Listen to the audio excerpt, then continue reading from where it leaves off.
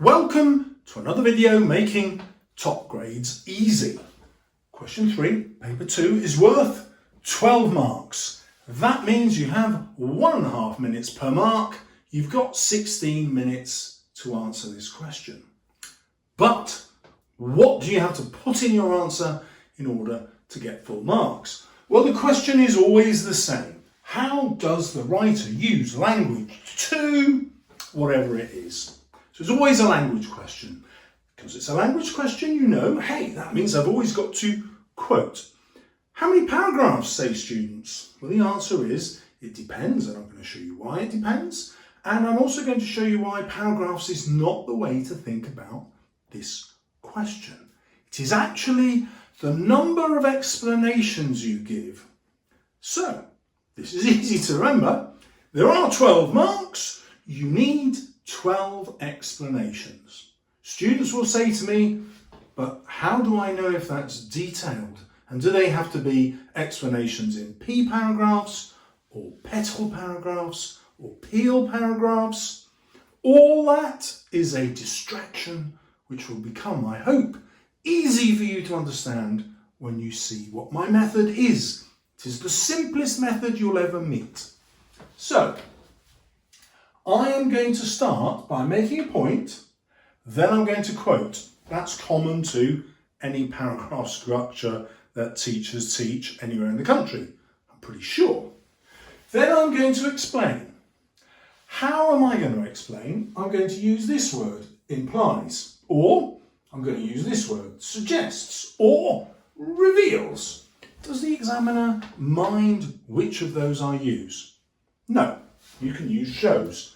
It all means shows. They all mean shows. The examiner doesn't mind which one you use.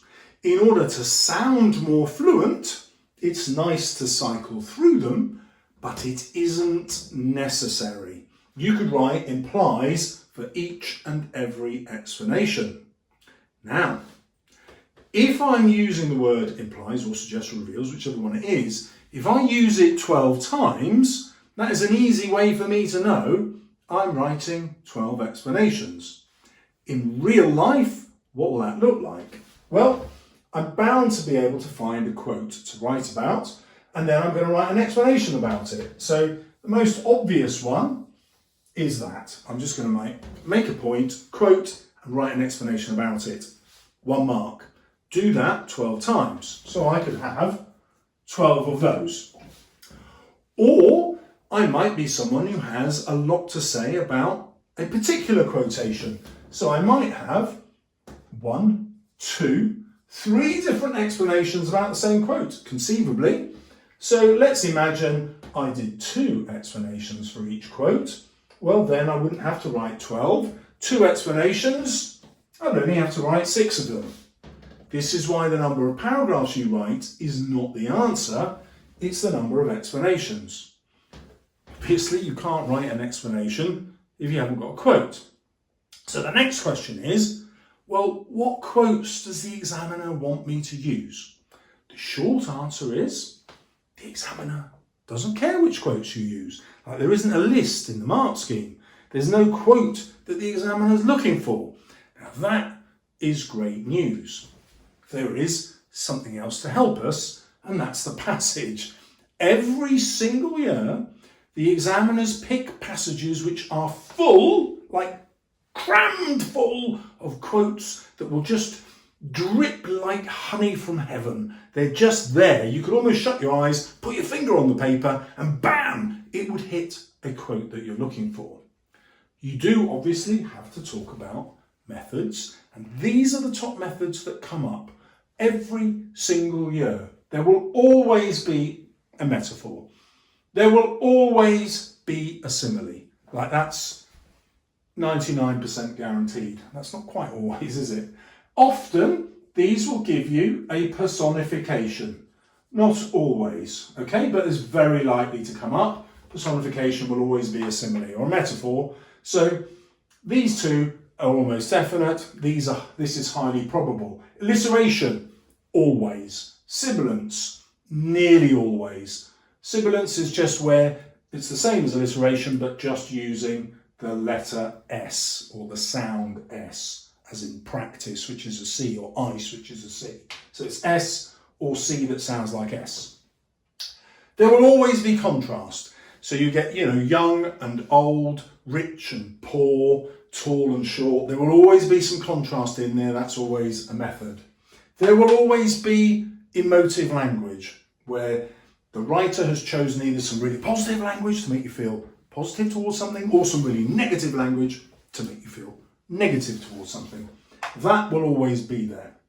However, you will be tempted to write about verbs, adjectives, adverbs. I'm just so bored by all of those, because the examiners are bored by those. They say, do not write about the parts of speech. That is not a method, unless there is a significant pattern. So, for example, if you've read A Christmas Carol, Scrooge is described as clutching, squeezing. I can't remember what all the other ones are, ending in ing. Those are all verbs. In that list of verbs, that is a method. He's using all those verbs to show how despicable Scrooge is. Similarly, if there is a pattern to the adjectives, so the room was claustrophobic, cold, dark and oppressive, then there is a pattern to the adjectives, there's a list, and therefore that would be a method to write about. But a verb on its own, a noun on its own, an adverb on its own, an adjective on its own, totally, utterly irrelevant, not a method. Don't write about it. Guillotine. However, it's an exam, and my brain might just feel fried, and so there is a secret method. And the secret method is, if you just write about imagery, because you can't remember any of these, that will get you the mark as a method. Obviously, you want to name them where you can, but sometimes you'll see an awesome quote and you'll go, oh, I'm not sure if that's personification or not. Well, then just call it imagery, and you will be 100% fine.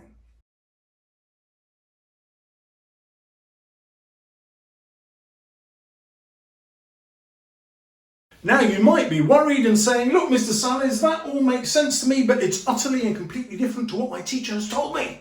Therefore, who should I trust? And so I have two answers for you. Number one, trust the technique that is already working for you. So if you are getting nearly top marks using whatever your teacher has told you, you don't have to use this. You can, but you don't have to. However, if you're not getting the marks that you want, then you do need to use this. How do I know that my techniques work apart from the fact that I've been teaching English for 30 years? Boom. I wrote a book just about this question. Why? Because I wanted to find out what the mark scheme meant. When I read the mark scheme, it doesn't make sense to me. When I read the examiner's examples, they're always much, much better than I could imagine a 16-year-old student writing. So they're useless to me. They're also useless because they're never a full answer. They just say this is an indication. Like, thanks AQA, that doesn't help me. I want to see what a full answer looks like. However, there is a secret site that is available only to teachers. Yeah, I know it's really annoying. You as a student are not allowed to see it. Your parents cannot pay to see it. If you go and get a tutor, the tutors are not allowed to see it. Only schools can see it. And on there, the examiners give you answers to past paper questions at every single grade. So what did I do? I went and read hundreds of those answers, and then I rewrote them as my own to try and understand what got each grade. And then I wrote a book about it and put the answers in a book. But you're going to get them for free, because I'm going to jump into one on the computer screen to show you how students actually get full grades compared to how we as teachers might think they get full grades. It's different because it looks like that. Okay, here we have an 11-mark answer. Personally, I would have given this 12. Now, why would that confusion arise? It's because the answer is paragraphed. When you paragraph your answer, you leave it up to the examiner to choose a grade. In a 12-mark answer, it is perfectly acceptable for examiners to disagree with each other. So a senior examiner could come along and say, I want to give that 10. And then another examiner could say, no, I'm giving it a 9. Another one could say, well, I think it's worth an 11. But all 3 marks would still count. Now, all of those 3 marks would be likely to give you potentially a different grade. And AQA would say, yep, that's okay. So what I want to avoid is an examiner having any doubt about what grade to give you. So yes, 5 paragraphs will give you a really good answer. This is 279 words, although I've got rid of all the fluff that students normally put in. So if you were doing this, it would take you longer than 279 words. I took this from a genuine student answer and just got rid of fluff. Now, one way you could help the examiner is to show your explanations. All the explanations that the student has used, I have put in bold. And there are 12 of them, and for me that should get 12 marks. It doesn't though, it gets 11. But if I set my answer out like this, I'm saying to the examiner, right, every single one of these has a point, a quote, and an explanation. A point, a quote, and an explanation. They also have the methods in them. So this is a simile. This is using emphasis. This is also using emphasis. This is also using emphasis and a metaphor. Not every single method has to be a literary technique. You just need to have a range of methods in your answer. Now, I've highlighted, annoyingly, the verb and the verb. These are in the student's answer, but they aren't methods because you have to use verbs in sentences. The fact that you've used a verb is not in the least bit significant. However, this one is because the technique is humour. Here there is no method put in. Now it doesn't matter because in the answer as a whole there are loads of methods. You only have to write about the methods when you see them. Do you remember the list of methods I told you was there? Here, some alliteration the student could have mentioned if they wanted to. You didn't have to because you've already got the metaphor, you've already got the simile. There's another simile down here. So these methods are actually easy to spot as you go. What's going to get you the marks, of course, is the number of explanations. Now, if I lay them out like this, the examiner can't think, oh, this student has written less than 12 explanations. Now, even though the mark scheme isn't organised that way, the mental tally is. It's going to be really hard for the examiner not to give this full marks. When it was in paragraphs, they could make that mistake. I'm calling it a mistake because I think there were 12 explanations. So I think you'd be far more likely to get 12 marks out of 12 rather than 11 by setting it out this way. Now remember, you don't have to do that. You can write in paragraphs if you want. But this is exactly the paragraphs that we saw earlier. All I've done is got rid of the numbers and put some sentences together where they made sense together.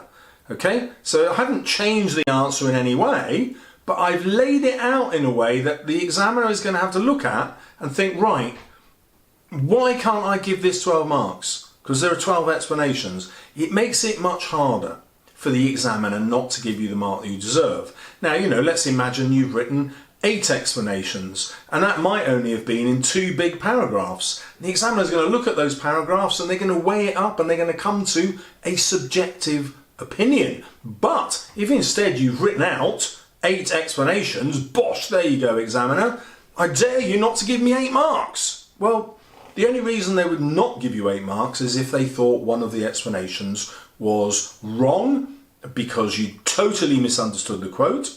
That's unlikely. Or if they've already given you credit for it, so you're really writing the same explanation in more than one of these points. So, you know, don't do that. Keep your explanations different and you're going to get the marks. For many of you, this is a test of character, simply writing as much as you can in your time limit. I'm embarrassed to say 12 marks equals 18 minutes, not 16. And so question 4 is even bigger. It's 16 marks. Hopefully you want to know how to answer that. But luckily That is the video coming up now.